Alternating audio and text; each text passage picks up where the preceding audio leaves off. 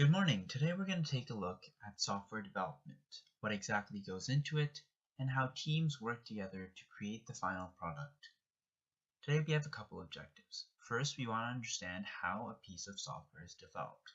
So that means what goes into it in terms of how do teams work together to create an end product, how do you plan how a product will be made, and most importantly, how do you deal with errors or issues that occur within the development. We're going to be looking at the waterfall model of development, and we're also going to be looking at the UML language. Okay, with that in mind, let's begin. Before we do so, just some things I want to clarify. What's the difference between a software engineer and a computer programmer? Oftentimes, us as students or just normal people tend to consider software engineers and computer programmers the same thing. However, they're two very different professions and two very different trades. A software engineer usually develops, plans, and creates programs in the sense that they envision what a program will look like, they design that program. They're often not included in the coding of the program itself. They're the ones who give the instructions to the computer programmers. What are the computer programmers? They're the people who receive the instructions from the software engineers and work to actively write the code for the program itself. An analogy I like to use is that of a chef and a cook. A software engineer is simply the chef. They're the one who designs, plans, organizes, gives instruction to the cook, who is the computer programmer who actually engages in the cooking, or in this case, the coding. Okay, that in mind, let's look and gain an understanding of the nature of software development first. If we take a look back at the various assignments we've done this year, they've been pretty small in comparison to actual real-world projects people do. We might have had a 20 man-hour assignment or something like that. However, in the real world, when it comes to large-scale projects, such as an example of, let's say, like developing Microsoft XP, these are projects that take thousands or possibly tens of thousands of hours of coding and actual work to make them happen. In this case, it's too much for simply one person to do, and you require the work of a software development team to do so. Each team has a couple components that make sure a piece of software is created properly. On the top of the team is the team lead, and they're the person that holds the team together and makes sure that the effort that's being put in is coordinated. We'll talk about this more when I explain the waterfall model. But in this creation of the units, various units and components that various members or groups in the team work on, the lead makes sure that the team and groups are working effectively and that proper skills are managed in terms of a person who is good at design is put on the design aspect. Senior programmers are the majority of the programmers, so these are people who have the qualifications but not necessarily the experience. The team lead makes sure that their skills are used appropriately and that they're put onto a task or a unit, we'll talk about this later, that complements their skills and abilities. And another part, depending on the size of the team, you might have a designer whose job is primarily to design the program and to look at the design aspects of the program. They're kind of like a specialist in there. Alright, so I've already mentioned this a couple times, but in terms of what exactly the development cycle of a program can look like, the waterfall model gives us a really good idea. This model, which was first mentioned in an article written by Winston W. Royce in 1970, describes what exactly the development of any sort of product or any sort of program should look like. Obviously, as it was so early in 1970, this article wasn't explicitly about software development, and also the term waterfall was not explicitly used. It's also important to note that when Winston W. Royce wrote about this wrote about this model used to demonstrate what a software development cycle should look like, he explained it as a model that was flawed and would not work. Okay, before we delve into what exactly the waterfall model looks like and what its various stages are, let's look at some notes as to what are the requirements for us to be able to use the waterfall model. Obviously, this model can't be used in every single instance of a computer science project, or it can't be used in every single instance of software development. When can it be used? It can be used when the requirements for what the project is, or the final product should look like, is very well documented, clear, and fixed. It's important to note the word fixed. What is the final product at the beginning of the project has to remain constant, as this model doesn't allow the proper adaptation or the changing of a program as you progress through. Okay, that in mind, let's go on to what else is new. Okay, the technology that is present to be used should also stay static, right? You can't change the technology that you plan to use. And lastly, you need ample resources and you need the appropriate expertise for each stage of the development project. Lastly, the project should be pretty short in the sense that because each stage relies on the stage before it, if anything goes wrong, the entire thing crumbles. So it's hard to do really complex, long projects with this development model. Okay, let's go on to the first part of the development model, the first stage, which is called the requirement analysis stage, right? The requirement gathering and analysis stage. What is this stage? In the requirement analysis and requirement gathering and analysis stage, what essentially happens is that all the requirements, all the end goals, or what this program looks like is envisioned in the sense that here we create a plan for what exactly we want.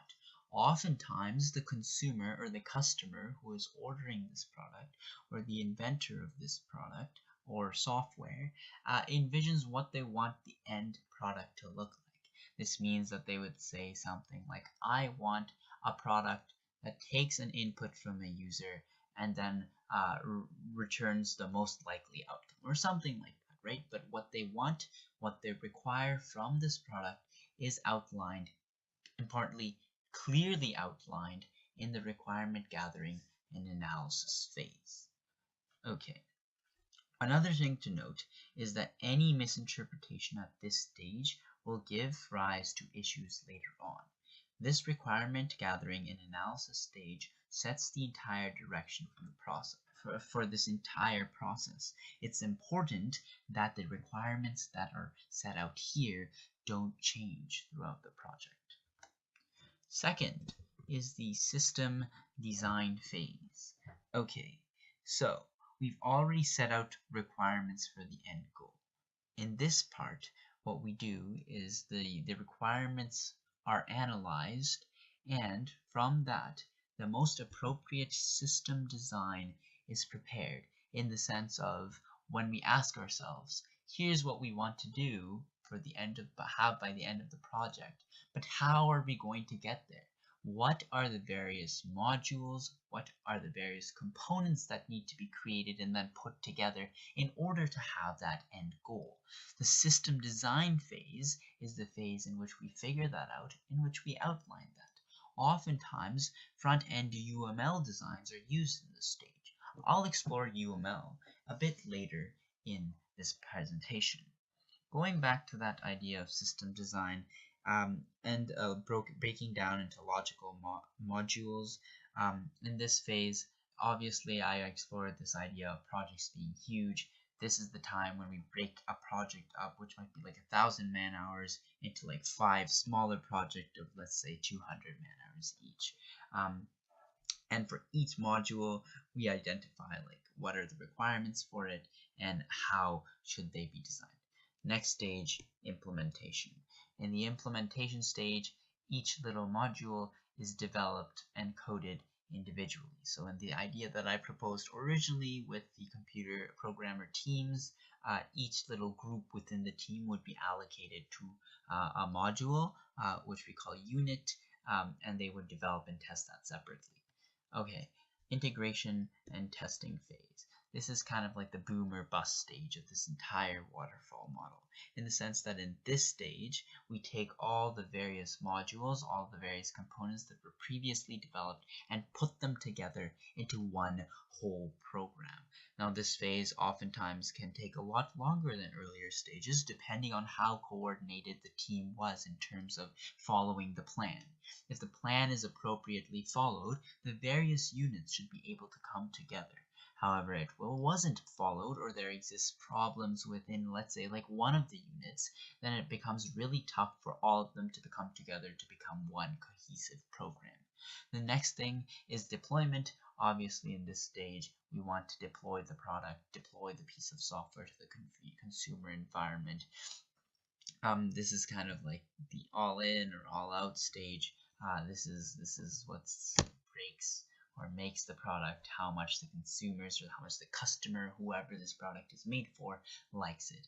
The last thing, even though the product has been developed, even though it is in the hands of the customer now, obviously to maintain a good reputation, to maintain a good image of the program or this piece of software, you want to continue to maintain it in the sense of fixing issues that arise and enhancing and giving out updates. In the example of my favorite game, Cities Skylines, they noticed that people were pirating their game. They decided to make new updates to make sure that the pirates didn't, or like whoever was stealing their program, didn't get the latest and best features. They do that in the maintenance phase. I've already mentioned this a little bit as we went through the various stages of the waterfall model. Let's look at the advantages and disadvantages. So in terms of advantages, a waterfall model is really simple and easy to use. It's also easy to manage because of the rigidity of the model. That means that each stage can be given a specific timeline upon which it's supposed to be completed. This also works for smaller projects where requirements are very well understood. Obviously, because of how rigid it is, it's also really easy to manage. Disadvantages, though, I personally think that the waterfall model has a lot of disadvantages in comparison to advantages. You can see by the amount of dots I have here. One of the biggest disadvantages of the waterfall model is that no working product is actually created till very end of the life cycle of the development process, right? So you aren't able to prototype. It's a one-shot or nothing sort of thing, in the sense that you won't know how the final product looks like till it actually gets made, and it doesn't actually get made till very late on. So that means there's a high amount of risk and uncertainty. You could think that it would be a very good program, but after putting in like 10,000 hours of work, because of the way the waterfall model is set up, you realize that it actually isn't a good program at all. It's also not suitable for projects where requirements change constantly, or the technology available changes constantly, because it can't accommodate that. So I think in terms of like what you want, if you have a smaller project, you have a project and you know requirements won't change, then the waterfall model is the model for you. If that's not the case, it's not advised. Looking at an alternative is the spiral model. In this case, if we look at how the spiral model works, similar to the waterfall model, however, there's a constant prototyping before we go on and actually test and integrate and so forth and so on. Okay, the next concept we want to look at is unified modeling language. So we've already explored how teams actually develop programs, but in the case of how do the various units communicate, and how do we actually design and make sure that the various entities of a software development team are working together and working effectively. That's what we do through the unified modeling language. Okay, first we're going to explore what it is, some history, use, and then some importance. Okay, the UML is an acronym that stands for the Unified Modeling Language.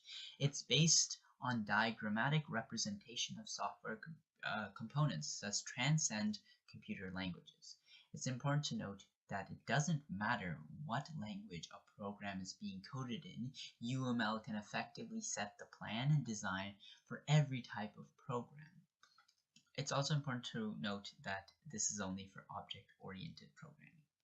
Two ways UML works, in forward design and in backward design. Forward design being that the design of the sketch is done before the coding of the application. So So if we go back to the waterfall model, this would be the design stage, in which we set out how the various parts of the program will look before actually going and making the program. This allows us to have a good idea of what the program will look like, and for the people working on the various units, what to do exactly so the various parts can be put together later on. UML is also used in backwards design. This means that after a program is created, we want to document the various parts. This way we can go back and maintain that later on. We can also go and touch up the program if need be. We have a proper understanding from having this backward design UML. Okay, two types of diagrams in UML. There's structural diagrams, which emphasize the static structure of a system, showing its objects, attributes, operations, and relationships. So this can include like class diagrams, composite structure diagrams, class hierarchies, variables within classes, so forth, so on. If you guys want to look, here's various types of structural diagrams that exist. Here's an example of a structural diagram. We see here the parent class, we see the class hierarchy, we see the various variables and entities which exist within a class, and we see inheritance here. So ideally, in terms of if you think of a forward design, this would be set out beforehand to show, let's say, the various people various teams working on the various classes, what exactly they're doing and how their work ties in with the rest of the project. Behavioral diagrams are a bit different, so they like to look at how various parts of a program or software or anything like that will interact with one another. So here's an example of such, which we talk about what a customer can do, right? The customer can withdraw, they can transfer funds, they can deposit money, while the administrator can interact with the customer, but they can also read logs and register ATM at bank, while the bank can do so forth and so on. This just shows how the various entities within the program interact with one another. Some history of UML, pretty boring, but what's important to note is that before the unification of three design languages, the Booch, OOSE, and OMT in 1995, there were various types of modeling languages on the computer science world. In the computer science world, there was a need for a unified language to model, and the combination of the three most popular, Booch, OOS, and OMT, became UML. So IBM, Microsoft, and Oracle, as well as the Rational Company, went together to create UML 1.0, and it's been receiving updates since. So this is now the industry standard. The importance of UML, it's important in the sense that going back to the idea of various units and big software teams, it's important to communicate various design ideas in a way that everyone can understand it. They can understand how their little piece fits into the grander scheme, to the greater picture. UML allows us to do that. It also transcends computer science languages, so it's also an effective tool in terms of just looking at a program, understanding how it works. Last thing we want to look at for today is avoiding and dealing with errors and the importance of unit testing. Because various units rely on other units in terms of when an entire project is put together to make the final product, it's really important that there are no errors, because it becomes really hard to fix those errors. In terms of avoiding errors, computer scientists use UML diagrams to make sure that they have a proper design which they know is error-free, because the various parts can work together. In terms also of avoiding errors, if we go back to the design stages, sorry, not the design stages, but the implementation stages, unit testing is very important in the sense that each unit is individually tested to make sure that it works on its own, next being the integration and testing phase, making sure the entire project works on its own. Last thing on this idea of unit testing and errors is this entire point of how in computer science errors can be made. It's just a point of making sure that you properly communicate with the various entities on your team to make sure that you understand where the error is coming from and how to solve it. Okay, I know this video is very long, but I thank you for listening, and I hope that you have a greater understanding of how the software development process works. Thank you for watching.